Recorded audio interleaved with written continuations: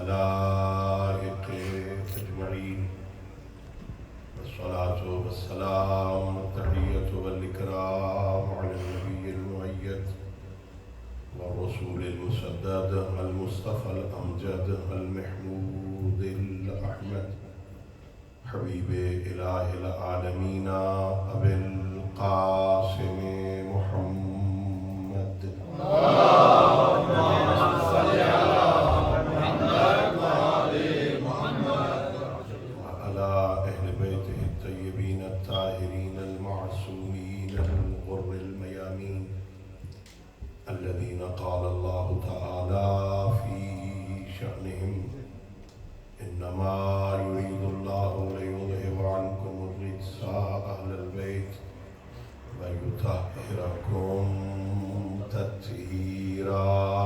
اللهم صل على محمد وآل محمد. رحمة الله على أحبابهم وأصحابهم وشيعتهم ومواليهم، ولعنة الدائمة الأبدية على أعدائهم أجمعين. أما بعد، فقد قال الله سبحانه وتعالى في كتابه المجيد وفرقانه الحميد، وهو أصدق الصادقين وقوله الحق. بسم الله الرحمن الرحيم. إن الدين عند الله الإسلام، ومن يبتغي غير الإسلام دينا فلن يقبل منه. اللهم صل على محمد وآل محمد. اللہ رب العزت بحق محمد وآل محمد علیہ السلام ہم سب کی اس عبادت کو اپنی بارگاہ میں قبول فرمائے. خالق کائنات بحق محمد وآل محمد علیہ السلام اس مجلس کو، اس ذکر کو، اس عزاداری کو ہماری ہم سب کے مظلومین اور تمام شہدائے ملت کی بلندی درجات کا سبب قرار دے.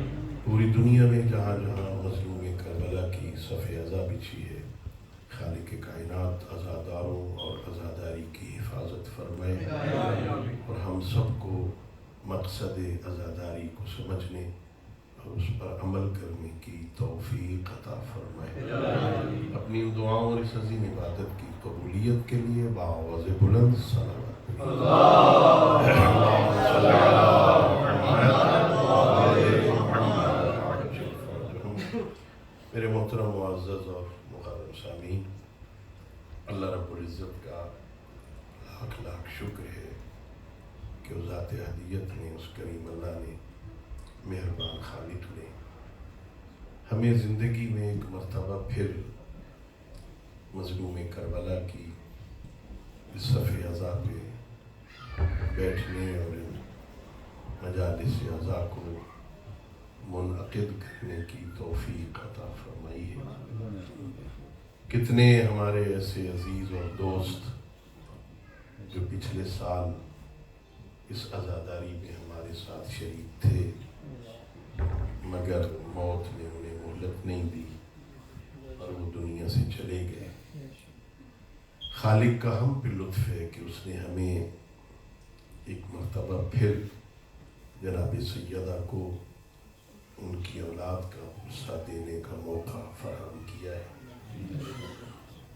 یہ 1447 ہجری کا چاند جو کل آسمانی دنیا پہ طلوع ہوا، یہ بہت ساری ذمہ داریاں لے کے اس دنیا کے آسمان پہ آیا ہے. یہ ماہ محرم جہاں ہمیں عزاداری مظلوم کربلا منانے کی طرف متوجہ کرتا ہے، وہاں ہمیں یہ بھی متوجہ کرتا ہے کہ ہم یہ عزاداری کیوں کرتے ہیں. میرے عزیزوں، میں ایک لمبا سفر کر کے آپ کی خدمت میں حاضر ہوا. ہمارے ایک بہت بڑے عالم دین وہ فرماتے تھے کہ جب بھی کوئی خطیب ممبر پہ بیٹھے تو اسے سوچنا چاہیے، خطیب کو سوچنا چاہیے کہ یہ لوگ مجھے کیا دیتے ہیں۔ میں آپ کی خدمت میں آیا، آپ مجھے کیا دیتے ہیں؟ پھر وہ خود بیان فرماتے ہیں کہ یہ لوگ اپنی زندگی کا ایک حصہ خطیب کو دیتے ہیں۔ آپ جتنے احباب تشریف لائے ہیں، 1 گھنٹہ آپ نے اپنی زندگی کا 1 گھنٹہ میرے حوالے کر دیا، اور زندگی بہت قیمتی ہے۔ میرے ملک میں شاید وقت کی اتنی قدر نہ ہو جتنی آپ کے ملک میں وقت کی قدر ہوتی۔ اگر اس مجلس میں فرض کریں 200 بندہ، 300 بندے اس مجلس میں آتے ہیں، تو گویا اس قوم کے 300 گھنٹے انہوں نے خطیب کے حوالے کر دی۔ تو حل جزاء الاحسان الا الاحسان، کیا نیکی کا بدلہ نیکی نہیں ہوتا؟ جو لوگ مجھے اپنی زندگی کا ایک حصہ میرے حوالے کر رہے ہیں، انہیں اس کے بدلے میں کیا دینا چاہیے؟ اللہ رب العزت قرآن میں ارشاد فرماتا ہے کہ جو بندہ تمہیں سلام کرے نا، اس سے بہتر اسے جواب دو۔ کوئی بندہ آپ سے کہے السلام علیکم، تو جواب میں کہو علیکم السلام ورحمت اللہ۔ اگر کوئی بندہ آپ سے کہے السلام علیکم ورحمت اللہ، تو کہو علیکم السلام ورحمت اللہ وبرکاتہ، اس سے بہتر جواب دو۔ تو جو لوگ مجھے اپنی زندگی کا ایک حصہ مجھے دے رہے ہیں، وہ فرماتے ہیں پھر خطیب کو اس کے بدلے میں کیا دینا چاہیے؟ وہ فرماتے ہیں وہ دینا چاہیے جو زندگی سے بھی اہم ہو۔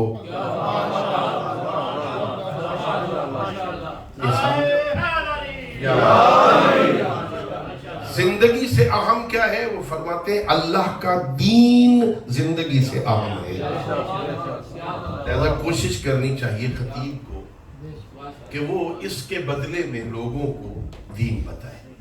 اللہ رب العزت کا بہت بڑا احسان ہے ہم پر۔ نوجوان عزیز زیادہ تشریف فرما ہے، اللہ رب العزت کا احسان ہے ہم پر کہ اللہ نے ہمیں اس مجلس کی شکل میں ایک مکتب عطا کیا ہے۔ یہ دنیا کے کسی مذہب اور کسی اور ملت کے ہاں یہ موجود نہیں ہے۔ انہیں اتنے بندے اکٹھے کرنے کے لیے پتہ نہیں کتنی محنت کرنا پڑتی ہو۔ ہمارے یہاں صرف ایک اعلان ہو جاتا ہے، لوگ اکٹھے ہو جاتے ہیں۔ یہ مکتب حسین، یہ حسین ابن علی کے اس خون کی برکت ہے کہ لوگ اس نام پہ آ جاتے ہیں۔ یہ ہے مکتب حسین، یہ مدرسہ ہے حسین ابن علی کا، یہ اوپن یونیورسٹی ہے حسین ابن علی کی۔ لیکن دنیا کے کالجز میں، دنیا کے یونیورسٹیوں میں ذرا فرق ہوتا ہے۔ وہاں کے شاگرد کی سطح علمی ایک جیسی ہوتی۔ وہاں کالج میں وہ جائے گا جو میٹرک کر چکا ہوگا، یونیورسٹی میں وہ جائے گا جو ایف اے کر چکا ہوگا۔ لیکن یہاں ایسی اوپن یونیورسٹی ہے جس میں ہر سطح کے لوگ ہوتے ہیں، بچے بھی ہیں، جوان بھی ہیں، بوڑھے بھی ہیں، مرد بھی ہیں، خواتین بھی ہیں۔ یہ برکت ہے اس مکتب حسین ابن علی کی، ہر کوئی اپنے حصے کا دین لے کے جاتا ہے۔ غور کرنے والی بات یہ بھی ہے کہ مجھ سے ایک مرتبہ کسی اہل سنت عالم نے، بہت بڑے اہل سنت عالم نے مجھ سے سوال کیا، ایک بات کہی انہوں نے، مجھے پہلے تو چپ ہی، لیکن اچھا نہیں لگا مجھے ان کا یہ سوال۔ وہ کہنے لگے ہم جب اپنے لوگوں کو کوئی بات کرتے ہیں نا تو ہمارے لوگ ہماری بات مانتے ہیں۔ وہ بڑی سادہ سے الفاظ میں اپنے لوگوں کو ڈرا لیتے ہیں، بھائی ان کی مجلس میں نہ جانا، نکاح ٹوٹ جائے۔ بس وہ نکاح اتنا کچا ہوتا ہے کہ بس آئے تو ٹوٹ گیا، ذوالجناح کو دیکھا تو نکاح ٹوٹ جائے گا، نہیں جانا ہوگا وہ لوگ نہیں جاتے۔ آپ اپنے لوگوں کو شور مچاتے رہتے ہیں، آپ کے علماء کی بات وہ نہیں مانتے۔ میں نے انہیں کہا اس میں فرق یہ ہے کہ آپ لوگوں کو دین ملتا ہے مسجد سے، ہمارے ہاں لوگوں کو دین ملتا ہے امام بارگاہ سے، کیونکہ یہ مسجد میں تو ذرا کم جاتے ہیں نا، انہیں مسجد سے ملتا ہے۔ جو پہلے دن سے مولوی صاحب نے بتایا بات پکی ہو گئی، انہوں نے پھر اگلے جمعے جانا ہے، انہوں نے پھر صبح جانا ہے، انہوں نے پھر ظہر کو جانا ہے، تو مولوی صاحب نے پکا کر لینا۔ یہ وہاں تو آتے نہیں جہاں مولوی صاحبان بیٹھے ہوتے ہیں، انہیں ملتا ہے امام بارگاہ سے، اور بدقسمتی سے امام بارگاہ میں وہ لوگ حاوی ہیں جن کا دین سے تعلق کم ہے۔ اب 10 دن آپ میرے قبضے میں ہیں، 10 دن آپ کے یہ وقت میرے پاس ہے، میرے اس لباس کا تقاضا، اس عمامے کا تقاضا یہ ہے کہ میں آپ کو وہ باتیں بتاؤں جو آپ کی دنیا میں بھی کام آئے، آخرت میں بھی کام آئے۔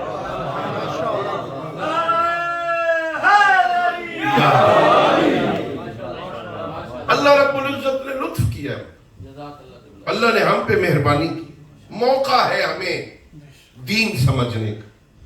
خالق کائنات اس 10 دنوں میں کم از کم، ہمارے ہاں کسی بندے نے معصوم سے پوچھا تھا، فرزند رسول حج کرنا بڑا مشکل ہے، اللہ آپ سب کو لے جائے حج پر، بڑا مشکل عمل ہے، حج کرنا مشکل ہے، میں حج کر کے آؤں، مجھے کیسے پتا چلے گا میرا حج قبول ہو گیا ہے؟ اتنی مشکل حج ہے، پیسے بھی لگے، وقت بھی لگا، مشکل بھی ہے، وہاں گرمی بھی بڑی شدید ہوتی ہے، مجھے کیسے پتا چلے میرا حج قبول ہو گیا؟ فرزند رسول نے فرمایا، اگر حج سے پہلے والی زندگی اور حج کے بعد والی زندگی میں کوئی فرق آ گیا ہے، کوئی تبدیلی آ گئی ہے، تو سمجھ جاؤ حج قبول ہو گیا ہے۔ اور ہمارے ہاں تو روایتیں ہیں نا کہ واجب حج کے علاوہ اگر کوئی بندہ حسین ابن علی کی زیارت کرتا ہے تو ایک زیارت 70 حجوں کے ثواب کے برابر ہے۔ تو اگر ایک حج کی قبولیت کا معیار یہ ہے کہ حج کے بعد اگر کردار میں تبدیلی آ گئی ہے تو وہ حج کے قبول ہونے کی نشانی ہے، تو ان 10 دنوں کے بعد ہمیں کیسے پتا چلے کہ میری عزاداری اس کی بارگاہ میں قبول ہو گئی ہے؟ تو ہمیں بھی 11 محرم کو اگر اپنے کردار میں کوئی تبدیلی محسوس ہو تو سمجھ جاؤ ہماری عزاداری قبول ہو گئی ہے۔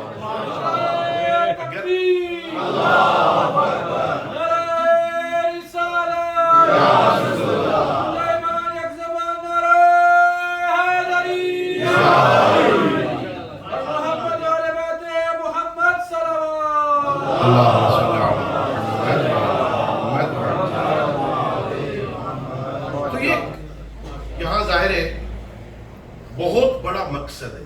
بہت بزرگ عالم دین نے اپنی کتاب میں لکھا کہ امام حسین علیہ السلام کا مقصد قیام کیا تھا۔ امام حسین علیہ السلام نے یہ قیام کیوں کیا آپ اور ہم سب جانتے ہیں۔ انہوں نے ایک جملے میں اس پوری عزاداری کے مقصد کو بیان کیا۔ وہ فرماتے ہیں، عزیزو، جو امام حسین علیہ السلام کا مقصد قیام تھا اس زمانے میں آج وہی مقصد عزاداری ہے۔ جو امام حسین کے قیام کا مقصد تھا اس زمانے میں اس عزاداری کا مقصد وہی ہے۔ اس دور میں کیا تھا؟ حضرت آدم علیہ السلام سے لے کر پیغمبر گرامی اسلام تک سارے نبیوں کی محنتیں ضائع ہو رہی تھی۔ یعنی آپ اندازہ لگائیں اتنے حالات بدل گئے تھے کہ یزید جیسا فاسق فاجر معلن بالفسق علی الاعلان گناہ کرنے والا شارب الخمر ممبر رسول پہ بیٹھ کے اللہ کے احکام کی نافرمانی کرنے والا بطور خلیفۃ الرسول لوگوں سے بیعت لے رہا تھا۔ ایسے بندے کی بیعت مسلمان کر رہے تھے بطور خلیفۃ الرسول۔ اتنے حالات بدل گئے تھے۔ حسین ابن علی نے کیا کیا؟ حسین ابن علی نے قیام کر کے وہ جو خلیفۃ الرسول بننا چاہتا تھا اس کے خلاف قیام کر کے لوگوں کو بتایا یہ خلیفہ ہونے کے لائق نہیں ہے، وہ تو لعنت اللہ کے لائق ہے۔ اسے قیامت تک گالی بنا جو اس وقت حسین بن علی کے قیام کا مقصد تھا، آج عزاداری کا وہی مقصد ہے۔ یعنی اس عزاداری سے ہم نے لوگوں کو سمجھانا ہے کہ یہ دین، اس دین کے اصل وارث کون ہے۔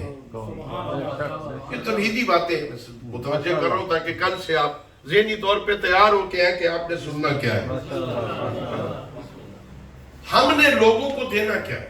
یاد رکھیے عزیزو، یاد رکھنا عزیزو، اپنی مجالس کو اس انداز میں منعقد کیجئے، اپنی مجالس اور امام بارگاہوں کا دروازہ کھلا رکھیے، مجالس میں گفتگو اس انداز میں ہو، عزاداری اس انداز میں ہو کہ اگر کوئی بندہ کسی دوسری محفل سے ہور بن کے آپ کے ہاں آنا چاہے تو دروازے بند نظر نہ آئے۔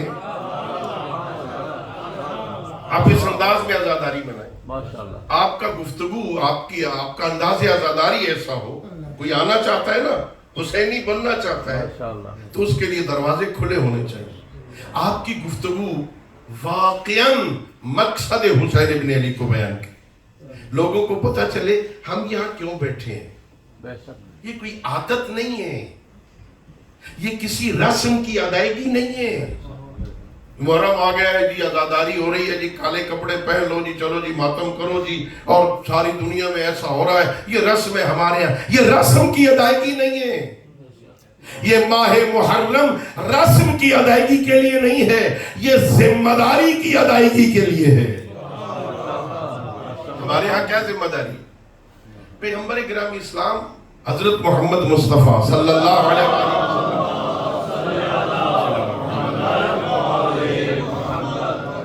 نے جب خطبہ دیا تھا نا مقام غدیر پر، تو غدیر کے خطبے میں ایک حکم دیا تھا، فَلْيُبَلِّغُ الْحَاضِرُ الْغَائِبَ وَالْوَالِدُ وَلَدَهُ۔ فرمایا لوگو جتنے یہاں کھڑے ہو مقام غدیر پر اعلان کر کے ہو، پھر فرمایا جتنے یہاں حاضر ہو تم سب پہ واجب ہے کہ اس پیغام کو ان تک پہنچاؤ جو یہاں حاضر نہیں ہیں۔ باپ پر واجب ہے اپنی اولاد کو بتائے، یعنی وہ جو پیغمبر نے ہماری ذمہ داری لگائی تھی نا کہ اس پیغام کو دنیا تک پہنچانا ہے، قیامت تک چلنا ہے، یہ محرم اس واجب کی ادائیگی کا وسیلہ ہے، رسم کی ادائیگی نہیں ہے۔ ایک ذمہ داری ہے میرے سر پر، آپ کے سر پہ، ہم اس پیغام کو کل قیامت والے دن آپ کا ہمسایہ یہ کہہ جی مجھے تو پتہ ہی نہیں چلا تھا حسین ابن علی کا پیغام کیا تھا، اس کا ذمہ دار کون ہوگا؟ آپ کے محلے والے کہ ہمیں تو پتہ ہی نہیں چلا امام حسین کا پیغام کیا تھا۔ فَلْيُبَلِّغُ الْحَاضِرُ الْغَائِبَ، پیغمبر نے کہا تھا حاضرین پہ واجب ہے غائبین تک پہنچائیں۔ ہاں بیٹا کہ مجھے تو پتہ ہی نہیں چلا، میں تو رہتا تھا ایسے علاقے میں، ایسے ماحول میں، کبھی بابا نے ذکر ہی نہیں کیا، کبھی ہمیں بتایا ہی نہیں کسی نے۔ والد پہ واجب ہے وہ اولاد کو بتائے، حاضرین پہ واجب ہے غائبین کو بتائے۔ ہماری ذمہ داری ہے لوگوں کو بتائیں کہ حسین ابن علی نے کیا مجبوری تھی زہرا کے لال کو کہ وہ اکبر جیسا بیٹا قربان کر دے۔ کیوں آخر کیوں؟ یہ ہماری ذمہ داری، اور اگر ہم نے یہ ذمہ داری نوجوان عزیزوں ادا نہیں کی تو قیامت والے دن ہم مجرم ہوں گے۔ حل من ناصر ینصرنا، مولا کا جو یہ استغاثہ تھا، استغاثے کا مطلب کیا ہے؟ ہم آج تلوار اٹھائے اور کربلا پہنچ جائیں، حسین ہمیں بلا رہے ہیں۔ یہ استغاثہ کیا تھا؟ اس وقت کے لوگوں کے لیے تھا کہ وہاں آ جائیں جو پہنچ سکتے ہیں نا، لیکن یہ استغاثہ تو قیامت تک ہے نا۔ آج بھی استغاثہ ہے حسین بن علی کا، حال من ناصر ینصرنا آج بھی ہے. یہ آج حسین کا استغاثہ کیا ہے؟ اس وقت استغاثہ تھا آ کے میرے ساتھ شریک ہو جاؤ. آج کا استغاثے کا جواب یہ ہے جو میں بچانا چاہتا تھا تم لوگ اس میں میری مدد کرو. جو میرا مقصد تھا تم اس مقصد میں میرے ساتھ شریک ہو جاؤ. جو ہم نے کیا اس میں تم شریک ہو جاؤ. کیسے شریک ہو گئے؟ وہ مٹانا چاہتا تھا دین کو، ہم بچانا چاہتے تھے. وہ کہہ رہا تھا کوئی وحی نہیں آئی، کوئی فرشتہ نہیں آیا. لائبت بن ہاشم بالملک ما جاء خبر ولا وحی نزل. کوئی فرشتہ نہیں آیا، کوئی خبر نہیں آئی، کوئی وحی نہیں اتری. یہ بنی ہاشم نے حکومت حاصل کرنے کے لیے ڈھونگ رچایا تھا. نبوت کا انکار، رسالت کا انکار، قرآن کا انکار. ہماری ذمہ داری کیا ہے؟ ہم لوگوں کو یہ سمجھائیں، یہ باور کرائیں کہ یہ دین بنی ہاشم کا گھڑا ہوا نہیں ہے، یہ اللہ کا بھیجا ہوا ہے، سچے نبی کا پہنچایا ہوا ہے. وہ ختم کر رہا تھا، حسین نے بچایا ہے.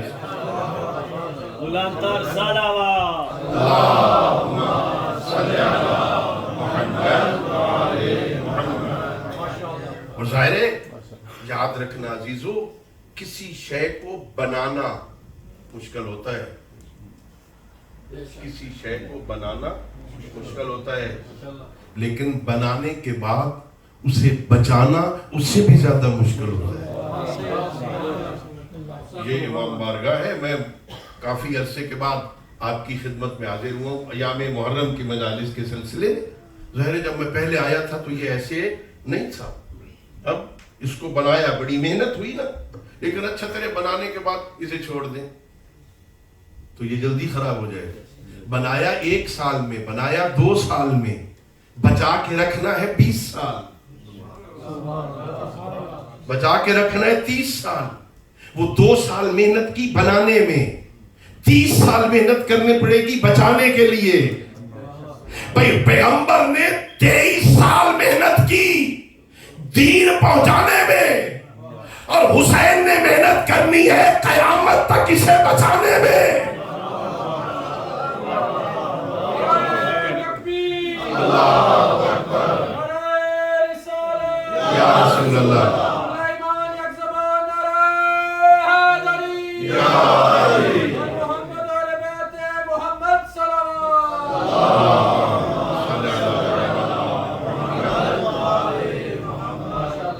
دین کو پہنچانے میں یقیناً رحمتیں ہوئی ہیں. نبیوں نے محنتیں کی ہیں، نبیوں نے بڑے ظلم برداشت کیے ہیں. مجلس میں بیٹھنا، مجلس کو سننا، مجلس میں بیان کرنا، کتابوں میں لکھ دینا، یہ تو بہت آسان ہے نا. بھئی دیکھو ایک نبی ہے، ایک ہی وقت میں ایسا امتحان آتا ہے، 12 بیٹے اللہ نے دیے، ایک لمحے میں سارے چلے گئے. اور یہ نبی وہ ہے کہ 12 بیٹوں کی جب موت کی خبر آتی ہے تو ایک جملہ کہتے ہیں انا للہ و انا الیہ راجعون. یہ اس کا مال تھا، اس نے لے لیا. بہت سارے باغات کے مالک تھے، بہت سارے بھیڑ بکریوں کے ہزاروں کی تعداد میں بھیڑ بکریوں کے مالک. ایک مرتبہ خبر دیتا ہے کوئی بندہ وہ سارے مر گئی ہیں، کہ اللہ کا مال تھا لے لیا ہے. ایک نبی کو زندہ چیر دیا جاتا ہے آرے میں. زبان پر حرف شکایت نہیں. آسان تھوڑی ہے دین پہنچانا. پتھر مارتے ہیں لوگ. حضرت نوح کو پہلے رسول ہیں، پتھر مارتے ہیں، اتنے پتھر مارتے ہیں وہ پتھروں میں دب جاتے ہیں، زخمی ہو جاتے ہیں، پتھروں میں دب جاتے ہیں. لوگ سمجھتے ہیں یہ مر گیا، چلے گئے.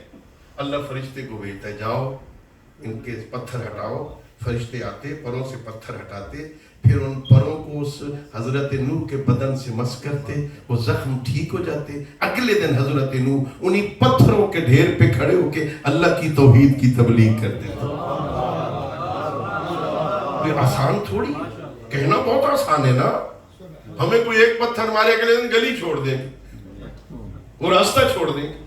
حضرت نوح پھر کرتے تبلیغ. حضرت ابراہیم جلا وطنی ہوئی، اپنے چھوٹے سے بچے کو اس سنگلاخ وادیوں میں مکہ میں چھوڑ کے آنا پڑا. جب 13 سال کی عمر میں ہوئے، حکم خدا سے گلے پہ چھری رکھنا پڑی، آگ میں جانا پڑا. یہ سارے امتحانات ہوئے، لیکن اللہ کی دین کی توحید کی تبلیغ سے باز نہیں آئے. یہ بھی چھوٹا امتحان تھا، چونکہ انہوں نے اگلے نبی تک بچانا تھا. اس نبی کی ذمہ داری ہے اس دین کو بچا کے اگلے نبی کے حوالے کر دے. اس کی ذمہ داری ہے اس رسول کی اس دین کو بچا کے اگلے رسول کے آنے تک اس کے حوالے کر دے. اس نے اتنی محنت کرنی ہے, یہ 50 سال, یہ 100 سال, یہ 1000 سال تک یہ دین چلے. اگلے نبی کی ذمہ داری ہوگی, اگلے رسول کی ذمہ داری ہوگی, وہ یہ کام کرے گا. ذرا تصور کرو, جنہیں صرف اس نبی نے اگلے نبی تک بچانا ہے وہ اتنی محنت کر رہا ہے, تو جس کے بعد نبی آنا ہی کوئی نہیں, وہ کتنی محنت کرے گا. اب ساری محنت پیغمبر کو کتنی محنت کی, کہا ما اوذی نبی قط کما اوذیت. پیغمبر فرماتے ہیں جیسے اذیت مجھے دی گئی ہے نا اتنی دنیا میں کسی کو نہیں دی گئی. کتنی محنت کی ہوگی.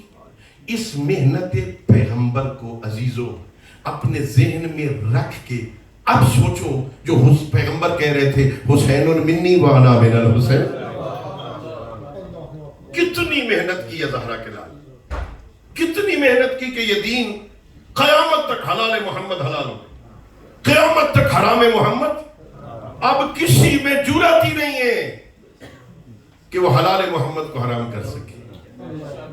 میں اپنی مجالس میں کہتا ہوں, یزید منبر رسول پہ بیٹھ کے شراب پی رہا تھا, یہ پیغام دے رہا تھا کہ اسی کو تیرے نانا نے حرام کیا تھا, دیکھ میں اس کو پی رہا ہوں. اگر حسین قربانی نہ دیتے یہ حرام محمد حلال ہو جانا تھا.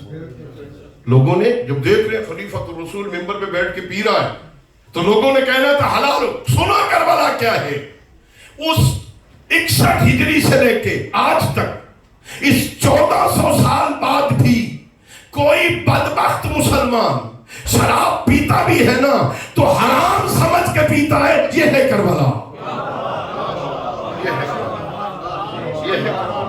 یہ ہے حسین ابن علی کی محنت, یہ ہے حسین ابن علی کا کمال, یہ ہے حسین ابن علی کی محنت کہ جس نے قیامت تک حلال محمد کو حلال کر دیا, حرام محمد کو حرام کر دیا.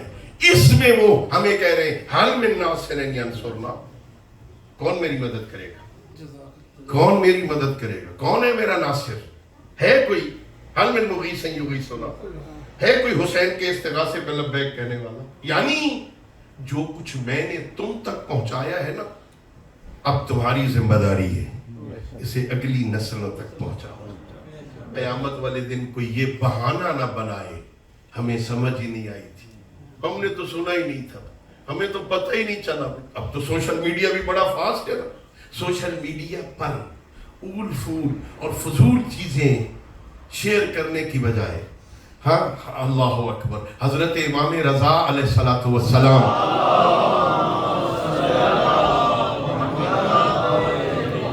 فرماتے لا علم الناس,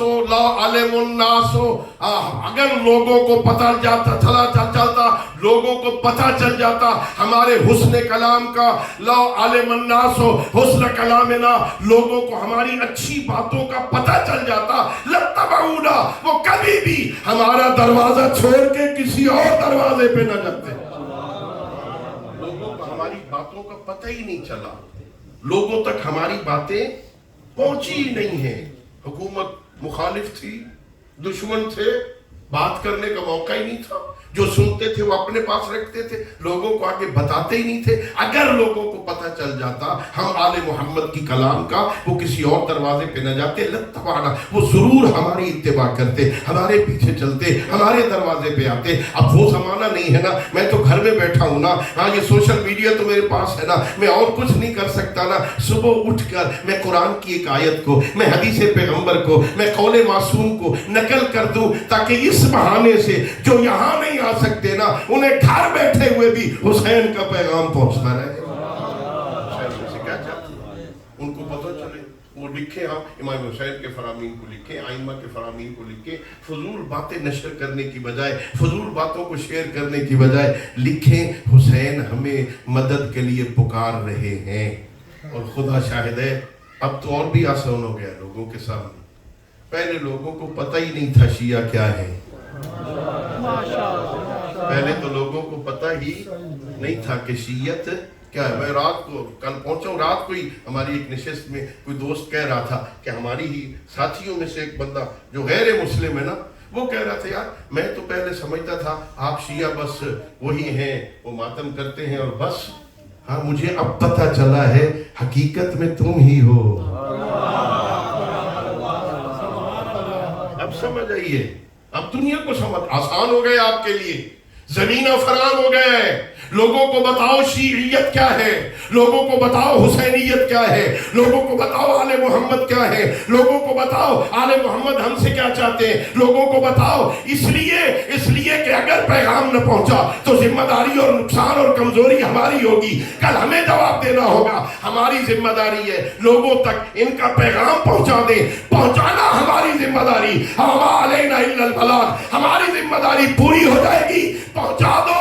اسے دل میں اتار کر انہیں آل محمد کے دروازے پہ لے آنا یہ میری ذمہ داری نہیں ہے، یہ خالق کی ذمہ داری ہے۔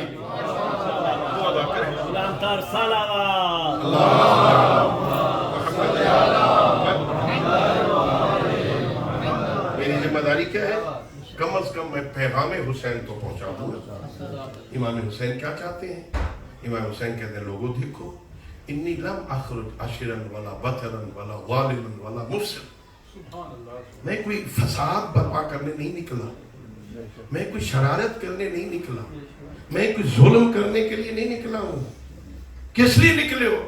کہ بل خرجت لطلب الاصلاح فی امت جدی رسول اللہ، میں اس لیے نکلا ہوں تاکہ میرے نانا کی امت میں جو فساد پھیل گیا ہے نا، میں اپنی امت نانا کی امت کی اصلاح کروں۔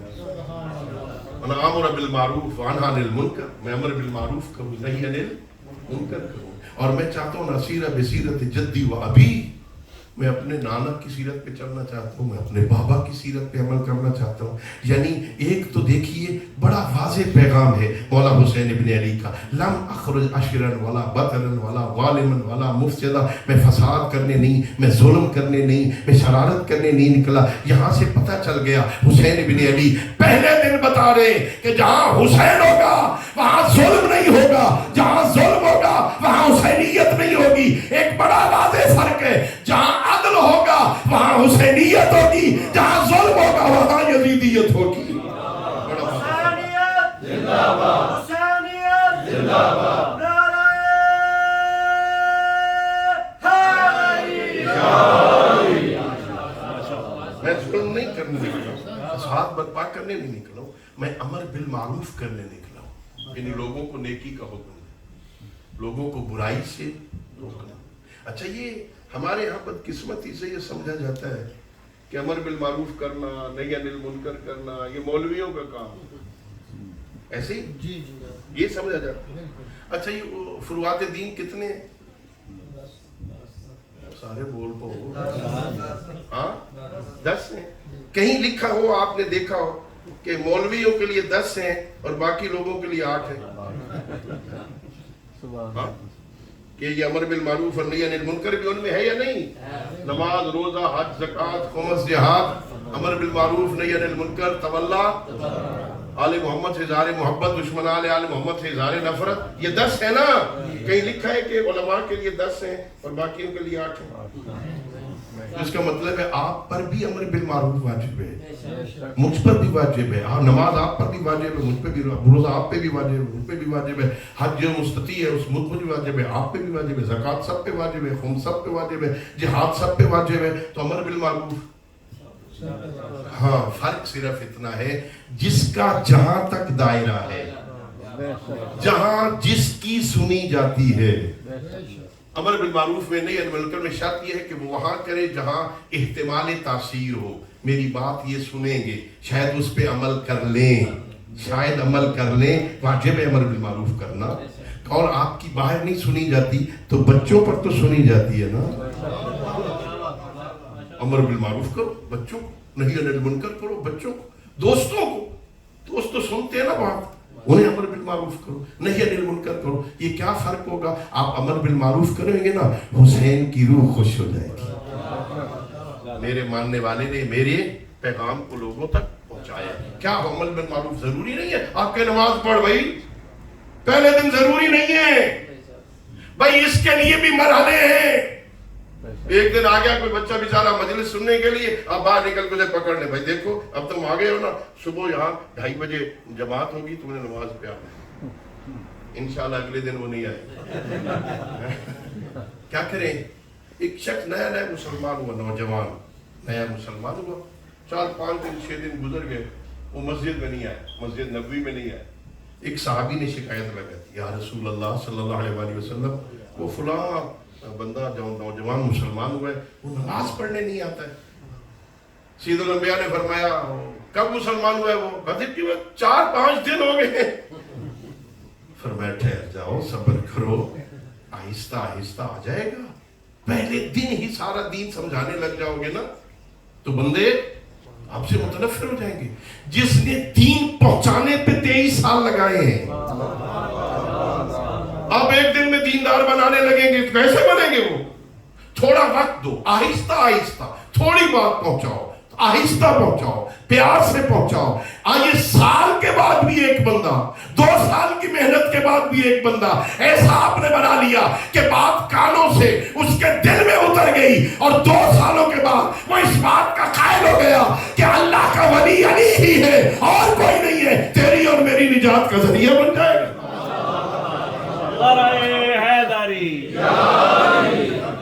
لیکن اس کے لیے ظاہر ہے میرے عزیزوں، اس کے لیے کردار بھی دکھانا پڑے گا، صرف زبان کافی نہیں ہوگی، صرف زبان کافی۔ سید الانبیاء حضرت محمد مصطفیٰ صلی اللہ علیہ وآلہ وسلم 40 سال صرف کردار دکھایا ہے، 40 سال صرف کردار دکھایا ہے، بتایا نہیں لوگوں کو میں نبی ہوں۔ نبی تھے یا نہیں تھے؟ بولو، کون تو نبی وآدم بین الماء والطین، پیغمبر فرماتے ہیں میں اس وقت بھی نبی تھا جب ابھی آدم پانی اور مٹی کے درمیان تھے۔ دنیا میں آگے نبی تھے یا نہیں تھے؟ نبی تھے، لیکن لوگوں کو بتایا نہیں میں نبی ہوں، لیکن کردار دکھایا۔ جب نبوت کا اعلان کیا نا تو مکے والوں نے پوچھا اے محمد ابن عبداللہ آپ کی نبوت کی دلیل کیا ہے؟ آپ کہہ رہے میں اللہ کا نبی ہوں، آپ کے نبی ہونے کی دلیل کیا ہے؟ میرے آقا نے فرمایا یہ جو 40 سال میں نے تم میں گزارے ہیں وہی 40 سال تو میری نبوت کی دلیل ہے۔ بتاؤ کوئی ایک کام جو میں نے 40 سال میں کیا ہو اور آج تمہیں کہہ رہا ہوں نہ کرو۔ 40 سال میں کوئی ایسا کام میں نے کیا ہو اور آج تمہیں کہہ رہا ہوں یہ نہ کرو تو لوگ مڑ کے کیا کہیں گے؟ کل خود کرتے تھے آج ہمیں روک رہے ہیں، یہ کیسے ہو سکتا ہے؟ کل خود کرتے رہے۔ یعنی 40 سال آمنہ کلال، 40 سال محمد عربی، 40 سال ابن عبداللہ لوگوں کو قرآن بن کے دکھاتے رہے، 23 سال قرآن پڑھ کے سناتے رہے۔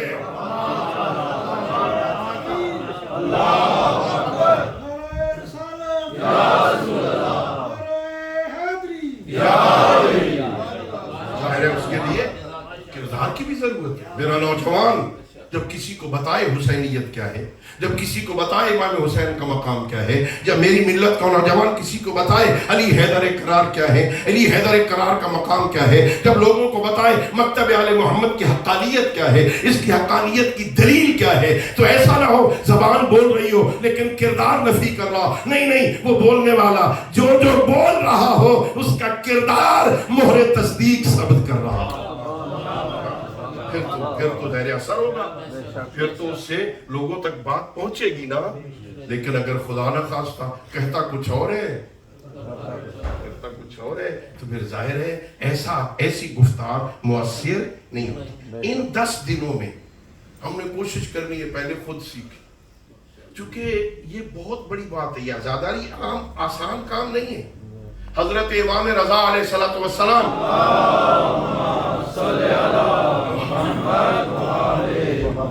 سے پوچھا کہ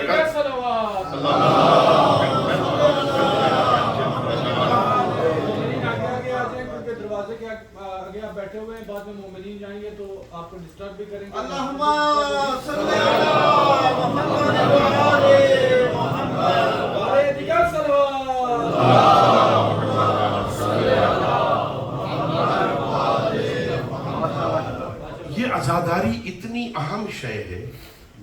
کہ میرے 8ویں امام دعا کرتے ہیں رحم اللہ من احیا امرنا. کچھ لوگ آئے آپ کی خدمت میں, سنو میرے مولا نے کیا کہا, یار تم لوگ جب اکٹھے بیٹھتے ہو تو کوئی ہماری بات بھی کرتے ہو؟ کیا حسرت ہے میرے مولا کی. جب بیٹھتے ہو آپس میں دنیا کی باتیں کرتے, کتنے گھر خرید لیے, اور آج ریل میں کتنے مکانات ہیں, فلاں جگہ پر کتنے گھر ہیں تیرے, کاروبار کیسا چل رہا ہے بھائی, بچہ ڈاکٹر بن گیا کہ نہیں, انجینئر ہوا کہ نہیں, جہاں یہ باتیں کرتے ہو. میرا مولا فرما رہے امام رضا کی حسرت دیکھیے, کہتے ہمارے شیعوں جب اکٹھے بیٹھتے ہو کوئی ہماری بھی بات کرتے ہو؟ قالوا نعم یا ابن رسول اللہ, ہاں مولا ہم کرتے ہیں آپ کی بات, آپ کے تذکرے بھی ہوتے ہیں, آل محمد کا ذکر بھی ہوتا ہے. فرمایا رحم اللہ من احیا امرنا.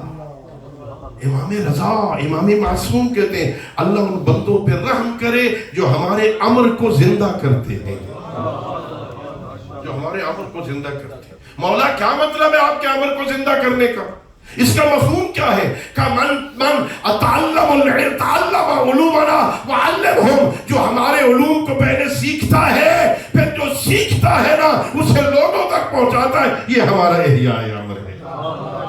پہلے خود سیکھتا ہے, 10 دنوں میں ہم نے سیکھنا ہے, اور پھر پورے 11 مہینے ہم نے لوگوں کو سکھانا ہے. پہلے خود سیکھو پھر لوگوں کو سکھاؤ. کوشش کرو ذہن میں یہ تصور لے کے آنا کہ ہم نے کوئی بات سیکھنی ہے. 1 گھنٹہ آپ یہاں بیٹھیں اور کوئی نئی بات آپ کو نہ ملے, کوئی آپ سیکھیں نہیں, تو میرے خیال میں مولا امیر المومنین بھی فرماتے ہیں میرا وہ دن سب سے زیادہ نقصان میں ہوتا ہے جس دن میرے علم میں کوئی اضافہ نہ ہوگا. ہم لوگ کیا سیکھیں گے؟ کچھ سیکھنے کے بعد کوئی بات سیکھیں گے, پھر وہ یہ علوم آل محمد سیکھنے کے بعد پھر لوگوں کو سکھائیں گے, اپنے بچوں کو بتائیں, اپنے دوستوں کو بتائیں, اپنے گھر والوں کو بتائیں. اچھا ہمارے یہاں رسم نہیں ہے, مجلس ختم ہو جائے گی, گھر جائیں گے نا, اپنے بچوں سے پوچھیں آج مولانا نے کیا کہا, کوئی حرج ہے پوچھ لیں. ان بچوں سے پوچھیں آج مول صاحب نے کیا بتایا تھا. گھر والوں سے پوچھیں, وہاں خواتین بیٹھی ہوئی آپس میں باتیں کرتی رہی ہیں, یہ بات بھی کوئی سنی ہے, کیا کہا انہوں نے. اور یہ صرف میں نہیں کہہ رہا, یہ اتنا اہم کام ہے کہ مجلس ہوتی تھی مسجد نبوی میں, خطیب ہوتے تھے سید الانبیاء, سامع ہوتے تھے امام حسن. جب گھر آتے تھے نا جناب سیدہ گود میں بٹھا کے پوچھتی تھی بتا میرے لال آج بابا نے کیا کہا تھا. یہ سیرت آئمہ ہے نا, یہ سیرت آئمہ ہے نا.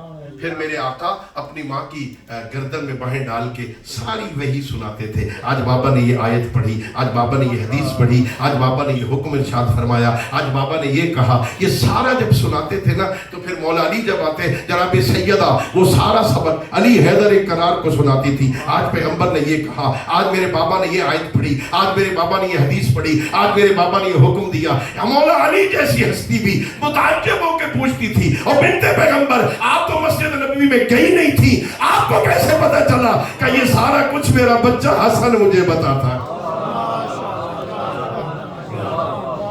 خوش ہوتے امام حسن, مولا علی خوش ہوتے میرا بچہ وحی کی ترجمانی کرتا ہے. اچھا کل ہم خود اپنے کانوں سے سنیں گے کہ ہمارا حسن بیٹا چھوٹا بچہ 6 سال 5 سال کا کیسے وحی کی ترجمانی کرتا ہے. کل ہم اپنے کانوں سے سنیں گے. کل پیغمبر کا درس ختم ہوا, مولا علی پہلے تیز قدم اٹھاتے ہوئے گھر آ گئے. گھر آئے تو پردے کے پیچھے چھپ گئے. کیا مزاج امامت ہے بھائی.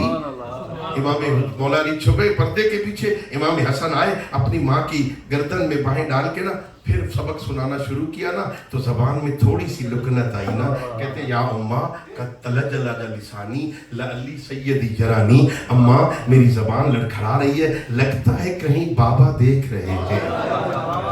کیا تہذیب آل محمد ہے, کیا معراج شناخت ہے, کیا مزاج شناس ہے, امامت ہے نا.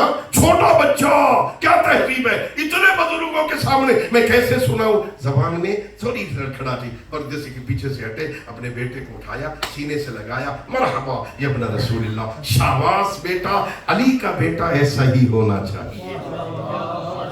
ہمیں بھی کام کرنا چاہیے. مجلس میں آئیں، بچے گھر جائیں، پھر بیٹھ جائیں اپنے کاموں میں، ٹی وی پہ بیٹھ جائیں، اپنے موبائل پہ لگ جائیں، بابا اپنے موبائل پہ، بیٹا اپنے موبائل پہ، اماں اپنے موبائل پہ۔ اب تو ماشاءاللہ مہمان بھی آ جائے نا تو 2-4 منٹ کے بعد پھر وہ ایک زمانہ ہوتا تھا 2-2 گھنٹے گپیں ہوتی تھی، کیا حال ہے جی، وہ علاقے کا کیا حال ہے، فلاں رشتہ دار کا کیا حال ہے، فلاں امی کا کیا حال ہے، فلاں پھوپھو کا کیا حال ہے۔ اب تو کہیں بھی جاؤ نا تو 5 منٹ بھی زیادہ ہے،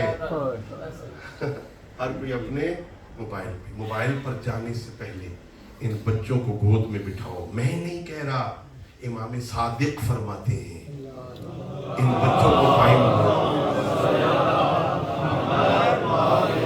انہیں سنبھالو۔ امام فرما رہے سنبھالو، اپنے بچوں کو سنبھال لو قبل اس کے کہ مرجع اور غالی انہیں لے لیں۔ ہیں لوگ سنبھالنے والے انہیں، لیکن پھر تمہارے ہاتھوں سے نکل جائیں گے، پھر بعد میں کفے افسوس ملو گے۔ ابھی انہیں وقت دو، انشاءاللہ کبھی عرض کریں گے۔ وقت تمام ہوا عزیزو، مجھے معاف کر دینا ذرا، گفتگو خشک بھی ہوئی، عام بات بھی ہوئی، انشاءاللہ گفتگو کریں گے۔ اس پہ بڑا خرچ ہوا ہے، دین پہنچانے پہ بڑا خرچ ہوا ہے۔ ہمیں ملا ہے مفت میں نا، ہمیں اس کی قدر نہیں ہے۔ مفت میں ملی ہوئی شے کی قدر نہیں ہوتی۔ کوئی پوچھے سید الساجدین سے اس دین کی بقا پہ کتنا خرچ ہوا۔ پہلی مجلس عزیزو مجھے معاف کر دینا، مدینہ سے ہجرت ہو رہی ہے حسین ابن علی کی، مدینہ سے نکل رہا ہے زہرا کا لال۔ تاریخ بتاتی ہے ایک ہجرت پیغمبر نے کی تھی مکہ سے مدینہ کی طرف، ایک ہجرت حسین کر رہا ہے مدینہ سے مکہ کی طرف۔ دونوں میں فرق کیا ہے؟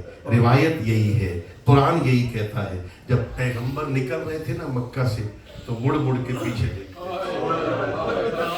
وطن سے محبت ہے نا۔ اللہ نے قرآن میں وعدہ کیا، میرے حبیب ہم جانتے ہیں تیرے دل پہ کیا گزر رہی ہے، ہم تجھے فاتح بنا کے لوٹائیں گے۔ جب پیغمبر مکہ چھوڑ رہے تھے نا، اللہ کا وعدہ آ گیا، او میرے نبی ہم تجھے لوٹائیں گے، فاتح بنا کے لوٹائیں گے۔ لیکن جب حسین نکل رہا ہے نا، حسین کو پتہ ہے کوئی اور آئے نہ آئے، میں نے واپس نہیں آنا ہے، آزادارو۔ اور جب پیغمبر مدینہ سے مکہ سے نکل رہے تھے نا، وہ اکیلے تھے پیغمبر، لیکن جب حسین نکل رہے تھے اکیلے نہیں تھے، ساتھ زینب جیسی بہن تھی۔ اللہ اکبر، عصمت و طہارت کی پلی بیویاں تھیں، عزاداروں نکلے بڑی مشکل سے، حالات بڑے عجیب تھے نا۔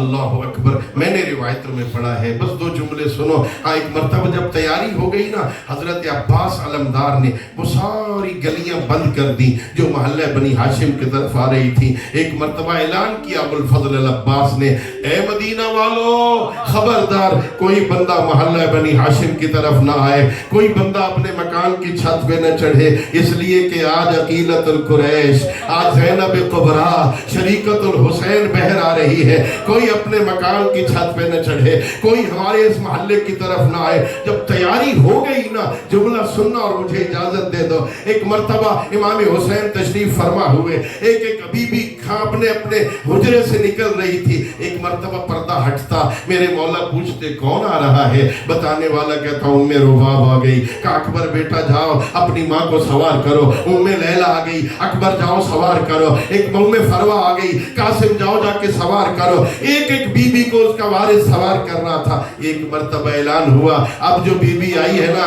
وہ عقیلت القریش ہے، وہ زینب کبریٰ ہے، وہ شریکت الحسین ہے۔ اب حسین نے اعلان کیا، عباس تم بھی جاؤ، اکبر تم بھی جاؤ، قاسم تم بھی جاؤ، اولو محمد تم بھی جاؤ، سارے بنی ہاشم کے جوان جاؤ، زینب کبریٰ کو سوار کرو۔ میں نے ان گناہگار آنکھوں سے پڑھا ہے، جب زینب کبریٰ آ گئی نا اونٹ کے قریب، کا سارے پیچھے ہٹ جاؤ، آج جہاد کی پہلی منزل ہے، آج وہ سوار کرے جو 11 محرم کو کربلا میں سوار کرے گا۔ سارے پیچھے ہٹے، زین العابدین آگے بڑھے، آپ پھر اماں یہاں بھی میں سوار کرتا ہوں، 11 محرم کو بھی میں سوار کروں گا۔ روایت کی لفظیں یہی ہے، اور جب 11 محرم کو سوار ہونے لگی، زینب کبریٰ نے نظرت یہ यमीनन व शिमाला, दाएं बाएं देखा, एक एक को पुकारा, मेरा गाजी किधर गया, मेरा अकबर किधर गया, अब मुझे सवार करने वाले किधर गए। सज्जाद आगे बढ़े, जानू बिछाया, आ अम्मा मैं तुझे सवार करूं। रिवायत सुनना, और जब ऊंट उठने लगे, अपनी बोली में, अपनी जबान में कुछ बोलने लगे, पूछने लगी ज़ैनब कुबरा, और मेरे जमाने के इमाम बेटा, तू जानवरों की जबान जानता है, ये एक दूसरे से क्या कह रहे? कब भी अम्मा, ऊंट एक दूसरे से कह रहे, दादी आने लगे, दौड़ना नहीं, तुम्हारी पुश्त पर मोहम्मद की बेटी। मातम हुसैन या हुसैन